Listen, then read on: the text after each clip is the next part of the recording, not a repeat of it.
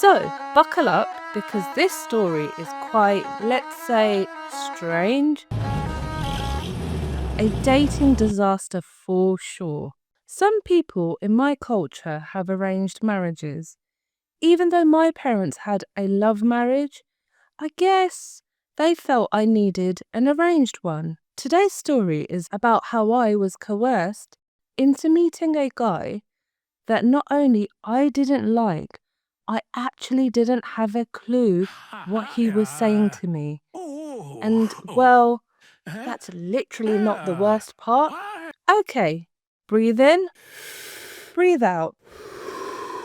So, I was in my second office job after studying and was ready to be out there in the world and build my career. But whilst my parents told me it was important for me, they also kept introducing me to guys. Although I expressed I was not interested at this stage, it just never stopped. It was always one numpty or the other. Namaste, motherfucker. Just quickly, guys, don't forget to show some love. Like, subscribe, and comment.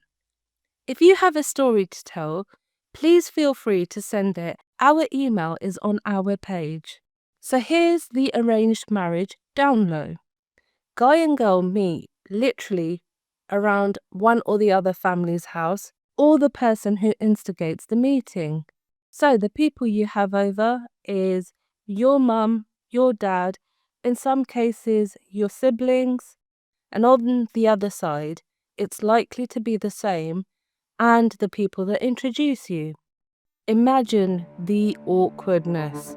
In some cases, you're asked questions in front of everyone, like a fucking interview.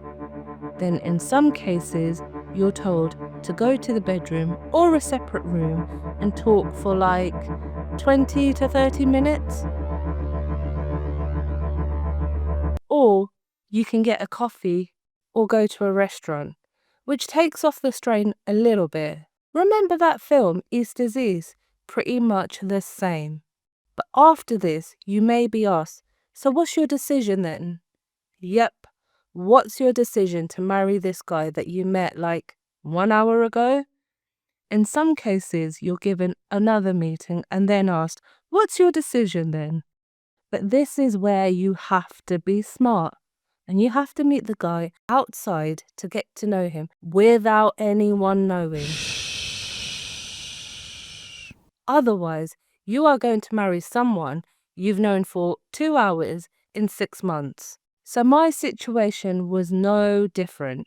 My family, other than my mum, went on holiday because of a wedding happening in Greece.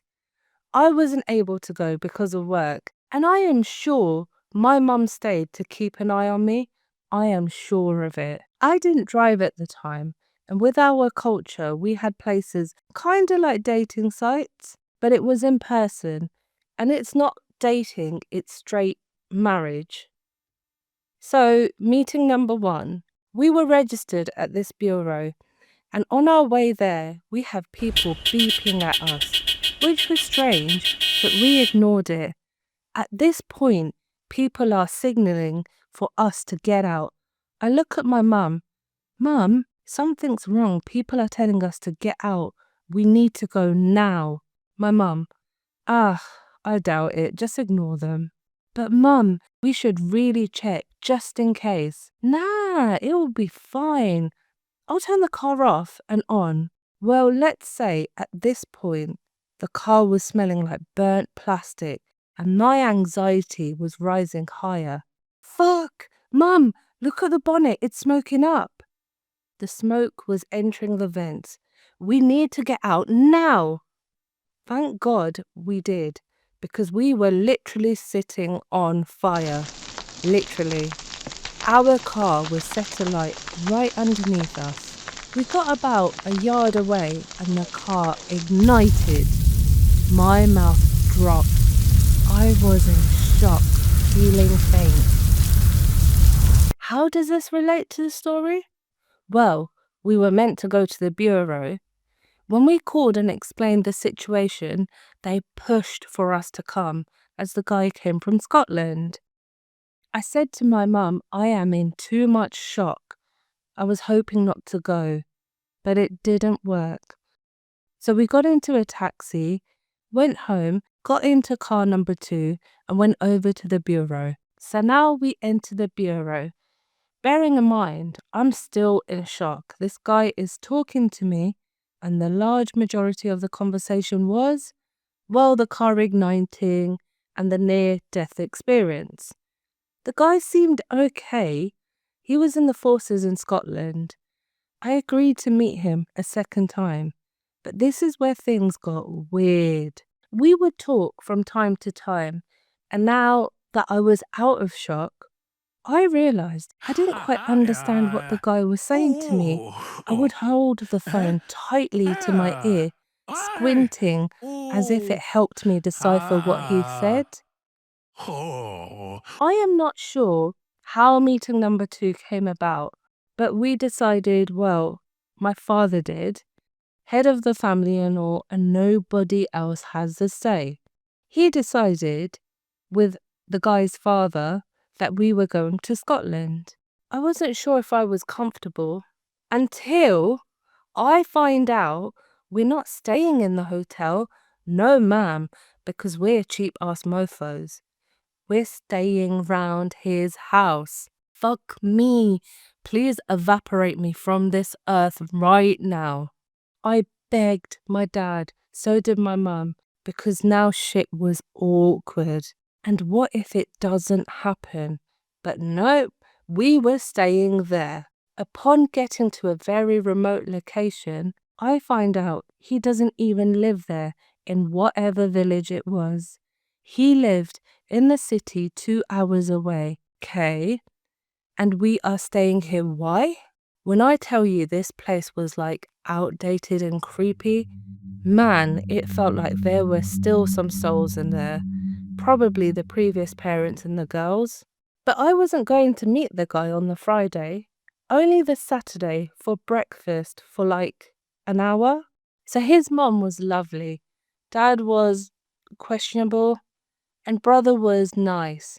But his sister-in-law was adamant. She took me into her room and spoke about how great things would be if I come into the family and how lovely everyone was. Man, I had 2 feet I could run, but there was nothing around, and running to the south of England would have been a stretch too far. So, on the Sunday, I sit with the guy to have breakfast. We talk, and again, I do not know what he is saying. I feel he is as interested in this relationship as I am. Then I imagine my whole life not understanding him, and I shudder, saying to myself, nope, this is not happening. That evening, the father starts crying, how he had been hearing my name for days. What? He had been unwell and he knew that I was marrying his son. Fuck me. Then I get told I need to leave the room as the conversation should only be between the fathers. All I know is things got quiet the next day. We left abruptly, and that was that. So I found out after the father had asked my dad what he decided, to which my father said, "It is my daughter's decision." And his response? Well, I decide for my family. If I say yes, then my son will say yes. You need to tell me today, right now. My dad? Well, this cannot be done so brash. We need to sit and talk to my daughter. The dad's response, well, we cannot promise her a millionaire, but definitely my son can provide her somewhere to live and eat. When I heard this, That is absolutely outrageous. I thought, well, on this basis, it's a no. Excuse me, I can provide somewhere to live and eat for myself. I do not need your son to do that. And neither do I want a millionaire. I want a bloody connection. I cannot believe till this day my parents had relayed this information back to me.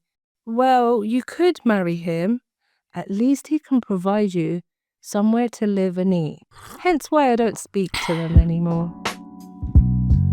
So, in conclusion, my lovelies, do not settle for less. Do not let your parents talk you into such shit. Okay, so if the connection is there, the guy is genuine, most definitely go for it. But don't drop your worth so that he can feed and house you. You are a queen, my lovely.